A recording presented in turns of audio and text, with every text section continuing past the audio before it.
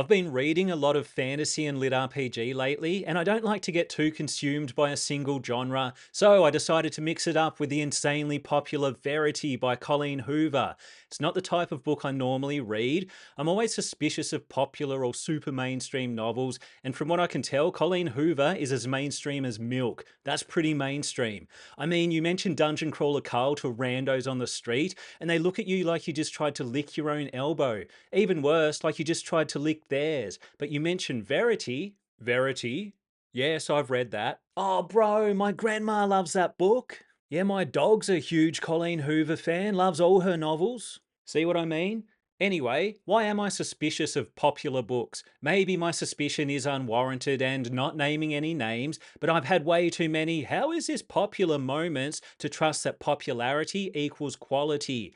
Verity almost changed my perspective until it all went horribly wrong. No fluff writing advice.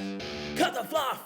I actually have a few good things to say about Verity before I move on to the eye-rollingly and book-throwingly bad bits, so let's start with the positive. Firstly, the opening hits like a truck. Questionable coincidences aside, it's a great way to set reader expectations early so we know what we're getting ourselves into. It's brutal, gruesome, disturbing. If you can't stomach the opening, turn back now. Yes, it does get worse. I did a whole video recently on the importance of setting reader expectations early, and I mentioned Verity as a good example before I'd even finished the book because I was somewhat confident the shocking opening was a signpost for what was to come.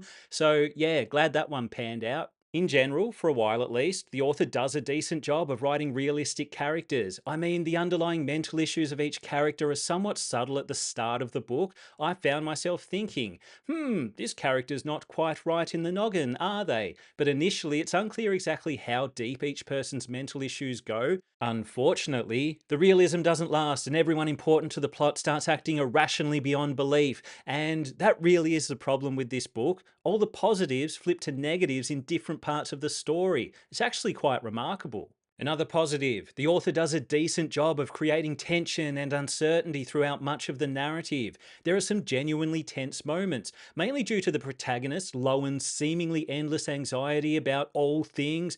Oh, while we're on the subject, let's talk about that name. Lowen? What the hell sort of name is that? Why would the author... Alright, so it turns out Lowen is a real name, believe it or not. Okay, to all the Lowens out there, I'm sorry this happened to you, and I hope you can find it in your hearts to forgive your parents, even if they don't deserve your forgiveness. Ah, look at this, okay. You could say, but it's a popular name. Yeah, but when did Lowen skyrocket in popularity? It started climbing in 2019. Right after Verity was published. Colleen Hoover might be responsible for an epidemic of Lowens, which was somewhat overshadowed by the pandemic we got at around the same time. Not sure which is worse. Anyway, back to the story. There's a lot of seemingly crafty misdirection. I mean, it seems crafty at the time, and the author does keep you guessing. As you start to acquire more of the puzzle pieces, the anticipation for the big reveal builds, and you assume it's going to be a juicy one. At least, that's the mistake I made. The content from Verity's manuscript is woven in well with the main narrative, which adds a nice contrast. It works as a source of tension when there's nothing too concerning going on in the main plot. Overall, the concept that drives the narrative is well executed. Alright, that's that. Now here's where it all goes to shit. Firstly, some of the tension is so eye-rollingly forced, and I won't drop any spoilers, but it gets a little cartoonish in parts, and it's clearly not meant to be that sort of book. You are meant to take it seriously, and the wackiness sometimes breaks immersion. One of my biggest issues with Verity, but perhaps not the biggest, is the protagonist Lowen. Say what you will about her likability, whatever, that doesn't worry me, but her actions don't make sense. Of all the people you want to find a disturbing manuscript you wrote, you'd want it to be a fellow writer. Why? Because as a writer, their first theory should be, I'm a writer, I know how writing works, this is probably fiction. Now, whether or not Verity's manuscript is fact or fiction, as a writer, a fiction writer nonetheless, who writes in the same genre, Lowen's first reaction should have been, this is likely fiction. Then if she's still concerned, investigate accordingly. But if Lowen had have reacted naturally and rationally, the entire plot would have caved in on itself and we wouldn't have a story.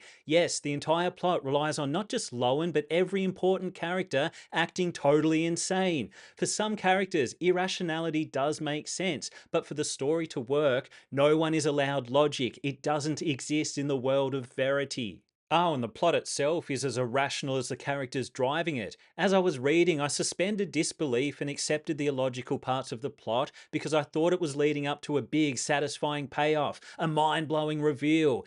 And that is Verity's biggest problem. You're taken on a long and wild ride that essentially goes nowhere. You don't get any answers, just more questions. By the end, you've got all the puzzle pieces. You're just waiting for the author to assemble them for you. But she doesn't. And because all the characters act so irrationally, you can't know what's true and what's not. Look, I'm sure there are theories online. Maybe someone more switched on than me has it all figured out. But after one read through, and there certainly won't be a second, I felt cheated out of a satisfying conclusion. I'm not after a happy ending, just an ending. In my mind, the central problem Lowen is facing is the unanswered questions around Verity and her manuscript, and those questions are never answered. You could say the central conflict is technically resolved, but I don't think so. For me, Lowen's doubts and internal struggles also needed resolving one way or another to create a satisfying ending. I feel like the author is trying to be clever with her ambiguous ending.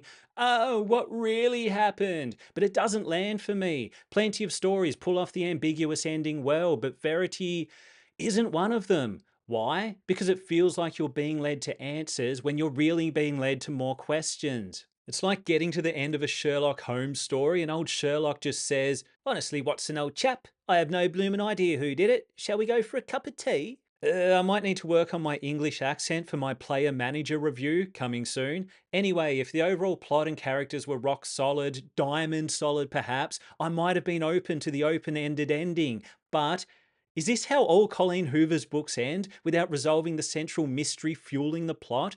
Maybe it's because I don't write that way that I find it so offensive. I also don't read in the mystery thriller genre. Maybe this is normal, I don't know. But the messiness of the plot makes the ending feel a little insincere. There's no real twist. You're just left holding the same puzzle pieces you already had halfway through the book. It doesn't feel like the author earned that type of ending. It's a little wacky, a little forced.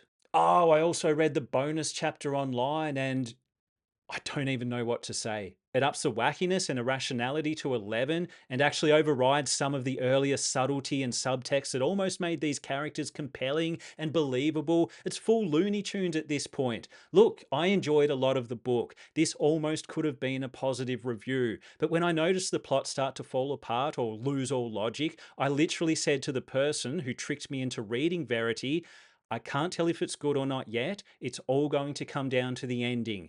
Yep, I was waiting for that big, "oh, now it all makes sense, whoa" moment. And yeah, I'm still waiting. Maybe there'll be a bonus chapter that explains everything. Now I'm the one being irrational. All right, unlike Verity, I should probably answer the big question fueling this review. Are all popular novels pure mass-consumed trash, literary fast food? No, of course not. Some popular books are great, some aren't. Some, like Verity, are good enough. Personally, I enjoyed the journey. I just found the destination, the conclusion, underwhelming. If you enjoyed this video, hit subscribe. If you didn't enjoy this video, hit subscribe anyway. And hate watch my content. That's always fun.